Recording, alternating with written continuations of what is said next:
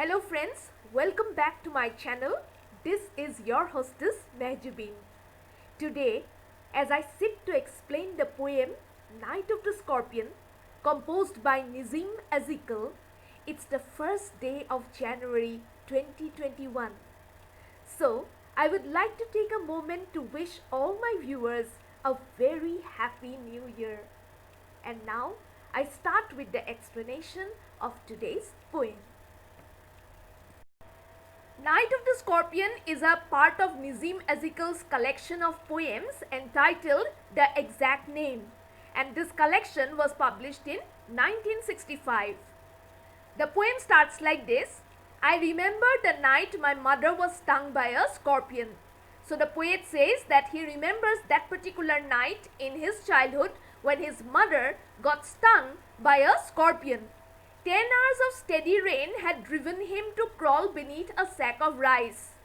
So the scorpion had come into the house and had hidden itself, and it had hidden beneath a sack of rice. And why had the scorpion come indoors into the poet's house?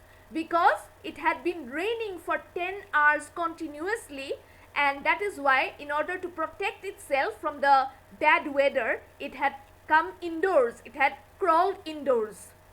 Parting with his poison flash of diabolic tail in the dark room, he risked the rain again.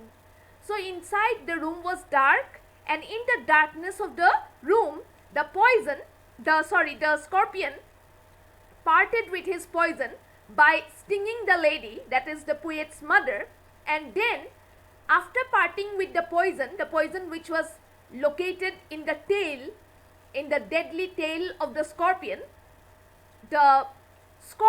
braved the rain again. It went out. The peasants, that is the farmers who lived in the nearby areas, in the neighborhood, they came like swarms of flies. They came in large numbers and buzzed, that means they uttered the name of God 100 times. That means they started praying to paralyze the evil one. They thought that if they prayed, if they uttered the name of God, the evil one, that means the poison, would not start moving, or in other words, even the scorpion would not move, because they were a superstitious lot, and they felt that if the scorpion moved outside, the poison that it had left in the lady's body, that would also start moving, and that would be very harmful for her health. With candles and with lanterns throwing giant scorpion shadows on mud-baked walls. So these peasants, the farmers, they arrived carrying candles with them, and they also carried lanterns. Some of them carried candles, the others carried lanterns. And as they came, their shadows, as they arrived in the poet's house, their shadows fell on the mud-baked walls. And to the poet, because he was a small child, it looked as if the shadows had the shape of scorpions, giant scorpions. They searched for him. They started searching for the scorpion.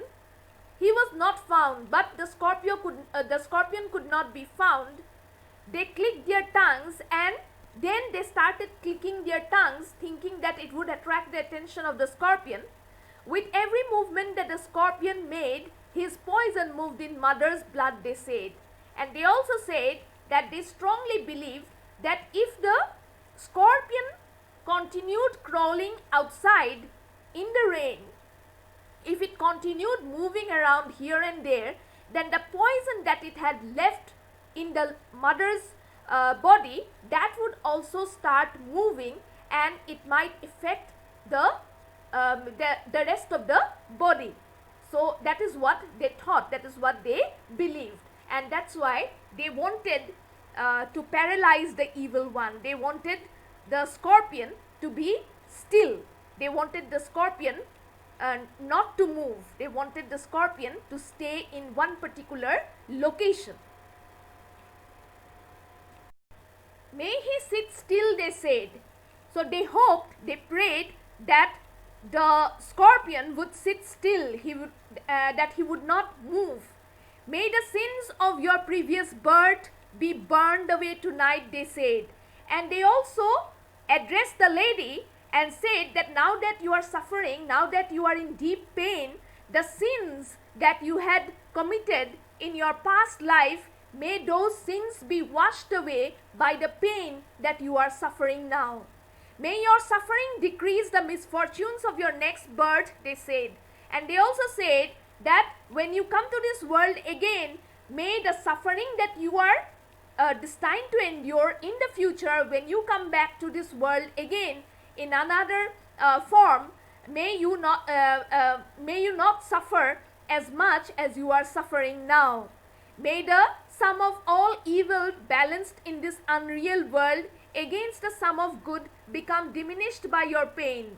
They also said that may the sum of all evil, all the evil that is there in this world, may it be balanced because of the pain that you are getting now. May that evil become reduced. May the sum of all evil balanced in this unreal world, in this fake world, against the sum of good become diminished by your pain. In other words, they mean to say that there is a lot of evil in this world and there is far less goodness in this world, and may the pain that this lady is suffering now, may that pain bridge that gap, may it reduce that gap. May the poison purify your flesh of desire, and may you be ridden. They also hoped that she would be free from all kinds of materialistic desires and your spirit of ambition. And as a human being, she might have some kind of ambition, and now that she is suffering, may her ambition be cleansed. They said, and they sat around on the floor with my mother in the center, and they continued sitting in the floor with the victim, that is the poet's mother, in the center. The peace of understanding on each face, and each villager, each peasant looked as if he completely understood the reason behind the lady's suffering. More candles, more lanterns. That means there were more visitors now. More candles means there were more visitors who had come holding candles. The others were holding lanterns, and more neighbors, more visitors arrived, and with them came more insects and the endless rain, and the rain continued to pour and pour. My mother twisted through and through. That means my mother groaned. She twisted. She turned from this way to that way. She turned from side to side, groaning on a mat, and she was crying out loudly because she was in deep pain, and she was lying on a mat. My father's skeptic rationalist. Now the poet talks about the character and personality of his father. The father was not a superstitious person. He was an educated man, and he was skeptic, means he did not believe in the superstitions, and he was a rationalist. That means he had a scientific bent of mind, trying every curse and blessing, and he tried out all kinds of methods, powder, mixture, herb and hybrid. He mixed all kinds of herbal pastes and powders, whatever was available.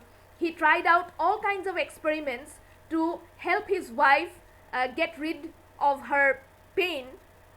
He even poured a little paraffin. So he poured some paraffin wax upon the bitten toe and put a match to it. That means he burnt the toe, hoping that the poison which was located in the toe, the scorpion had bitten the toe of the lady, that toe would be rid of that poison. I watched the flame feeding on my mother. And the poet, he remembers watching the flame feeding on his mother's flesh. I watched the holy man perform his last rites, and the holy man, the religious man, he also arrived, and he performed his last rites. He started uttering the name of God to tame the poison with an incantation, that is a religious uttering. After 20 hours it lost its sting, and after 20 hours the sting was gone. The effect of the poison had died. My mother only said, "Thank God the scorpion picked on me and spared my children." And at the end, when my mother was relieved from that pain, she only said that "I'm grateful to God that the scorpion picked on me and spared my children, because I was able to endure the pain, but if the scorpion had picked on my children, if my children had been bitten by this insect, then they might not have been able to endure this pain." So this poem is a good example of a mother's love for her children, and through this poem the poet also tries to pay a tribute to his mother by remembering this particular episode related to the scorpion from his childhood. Well, that's all for today. I'll be uploading the summary of this video very soon.